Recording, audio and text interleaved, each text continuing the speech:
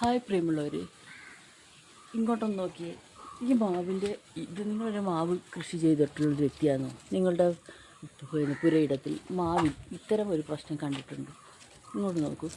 ഒന്ന് സൂക്ഷ്മതയോടുകൂടി നോക്കിയാൽ നിങ്ങൾക്കത് മനസ്സിലാവുള്ളൂ. ഇതിൻ്റെ മുരിഞ്ഞു വരുന്ന ഇലകൾ മുഴുവൻ കരിഞ്ഞുണങ്ങുന്നൊരവസ്ഥ.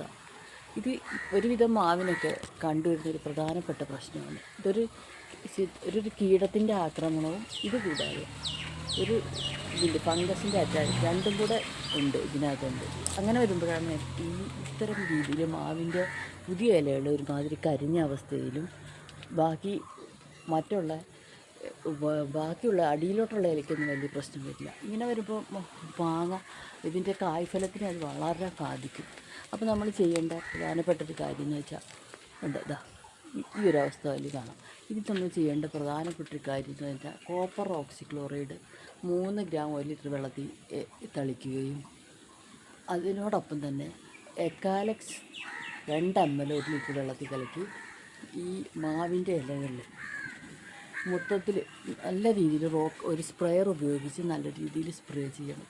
അപ്പോൾ ഇങ്ങനെ നമ്മൾ സ്പ്രേ ചെയ്ത് കഴിഞ്ഞാൽ ആ പ്രശ്നം പൂർണ്ണമായി മാറി പുതിയ തളിരിലയിൽ ഉള്ളതിൽ പുതിയതായിട്ട് വരും.